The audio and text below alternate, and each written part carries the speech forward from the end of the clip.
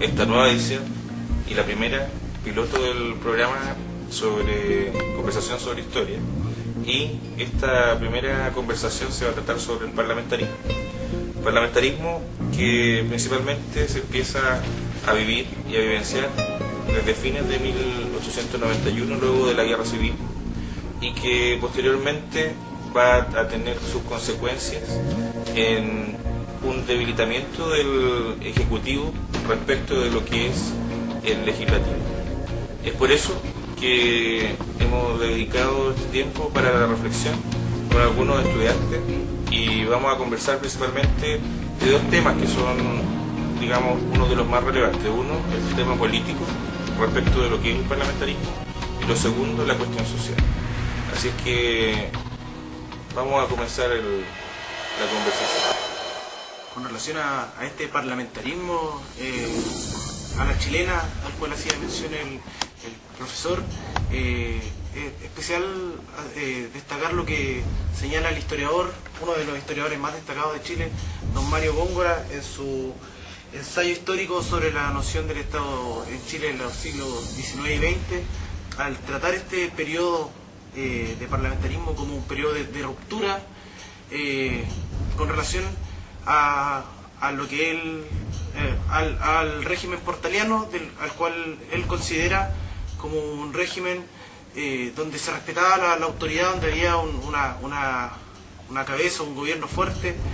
No así en este periodo en el cual se da lo que él denomina la política fantasmal, en la cual el Ejecutivo pierde poder frente a un parlamento, a un legislativo que está dominado por la aristocracia. Esta aristocracia durante 30 años subsiste sin un poder fuerte que la controle, como era el poder que se le daba al Ejecutivo en el régimen portaliano, por lo cual muchas de las materias de interés público que para esa época necesitaban una pronta legislación, una pronta entrada en vigencia de leyes, se veían obstaculizadas producto de artimañas utilizadas por estos aristócratas plutocratizados que solamente se enfocaban en temas económicos de su conveniencia,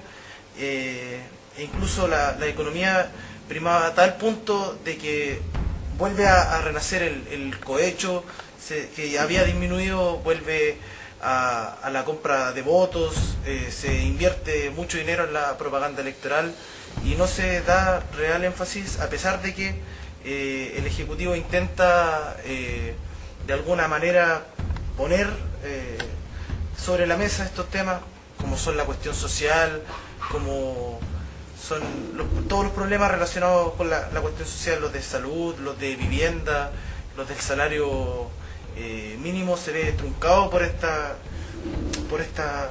maquinaciones de los partidos políticos que impedían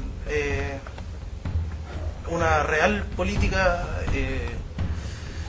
social, por así decirlo, en esta época. El triunfo, el capital extranjero apostó por el Estado chileno durante la Guerra del Pacífico. Y la Guerra del Pacífico fue el suceso bélico internacional más importante de la historia de Chile. En el contexto de ello, posteriormente, a nivel interno, políticamente hablando, se generó una guerra civil. Y esa guerra civil ganó el Congreso. Y referente a eso se surge un periodo del parlamentarismo chileno. Vinculándolo con la política exterior de Gonzalo Vidal en la historia de Chile, me puedo referir a un periodo político exterior diferente al interior, que el del portaliano, como soy compañero. Porque un conflicto bélico arrastra una ciudadanía, arrastra una convicción política, arrastra el capital en un conflicto bélico.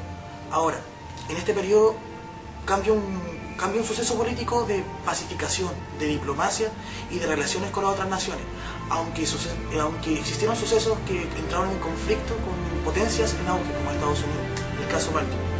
Refiriéndome a eso, fue un suceso que un barco que se llama Baltimore llegó a Valparaíso, como aproximadamente a finales de la década del siglo, la última década del siglo XIX. De ahí algunos marineros estadounidenses entraron en conflicto y hubo un asesinato. Ahora, el Estado chileno y el poder judicial le atribuyeron cargo a esas personas estadounidenses, pero Estados Unidos generó su poder frente a ellos para extraerlo a su país y ahí enjuiciarlo.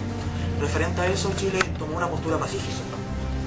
Y esa postura pacífica justifica lo recién hablado por mi persona. Ahora, hay otros sucesos más importantes durante el periodo parlamentario, de la última década del siglo XIX hasta el XX, en la parte del 1920, en el siglo XX. Refiriéndome a eso, que a nivel exterior Chile está coherente, estable a nivel internacional. Ahora, se solucionaron temas limítrofes con la puna de Atacama, aunque Chile perdió de forma territorial una cuarta parte. Bueno, se ha visto gran parte de la discusión en términos políticos. Pues bien, ahora hay otro tema importante que algunos ya han tocado, que tiene que ver con la cuestión social.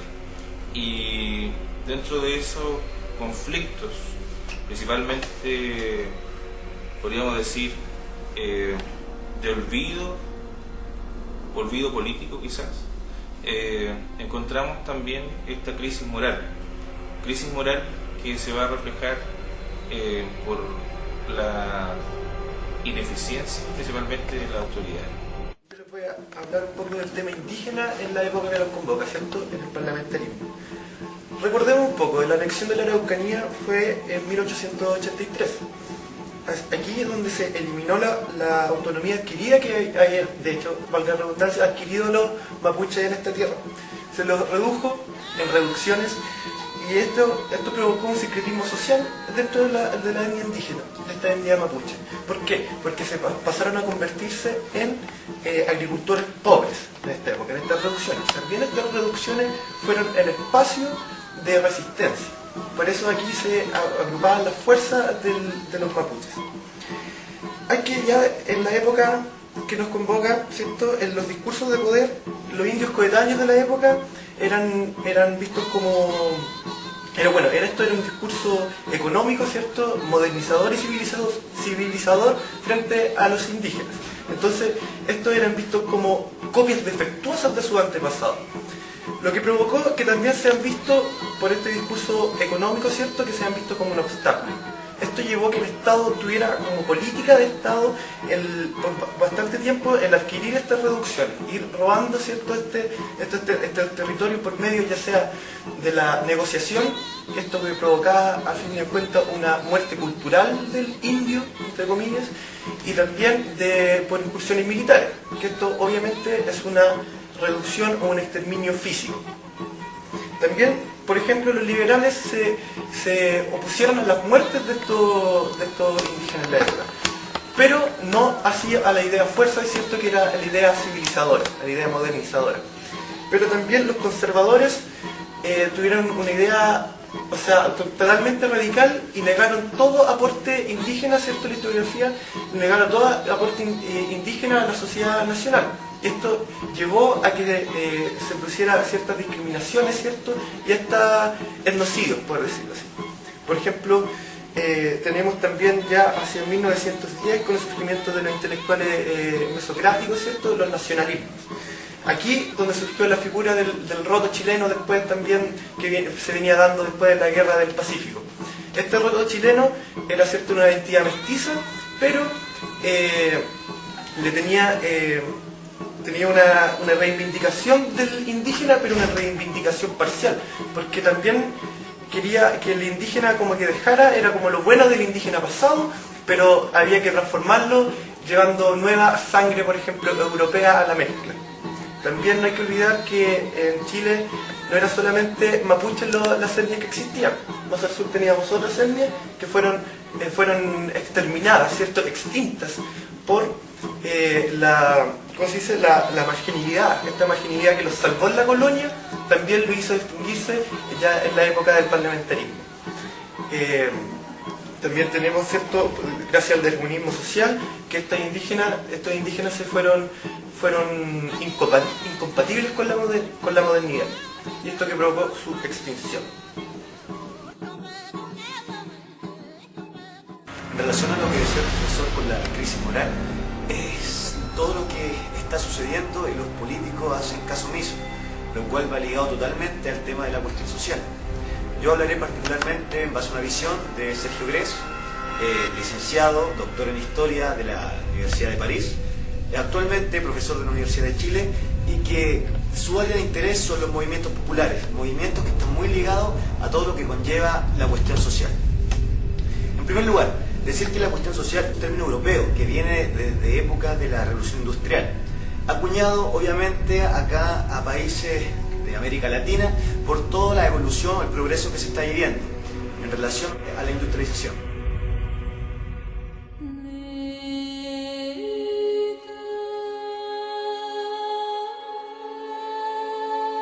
Genera muchos problemas sociales, como por ejemplo lo que se vio en los conventillos, casas que agrupaban más de 10 familias, se compartía un patio común, estaba muy presente el tema de la insalubridad, las malas condiciones higiénicas, el tema del cólera, la viruela, todo el tema del alcoholismo, la prostitución. Una política que no existía, una política inoperante en donde no se tomaba conciencia o no se quería dar cara a los problemas que está viviendo nuestro país en este periodo.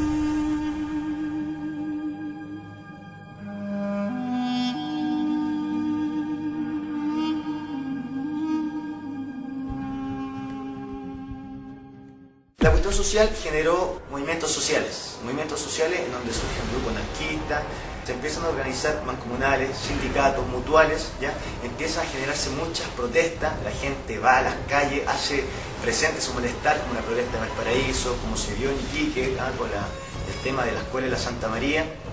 ¿Por qué? Porque la clase obrera estaba totalmente despechada en esta estructura, ¿qué? Porque no había una regulación laboral. Los niños, las mujeres...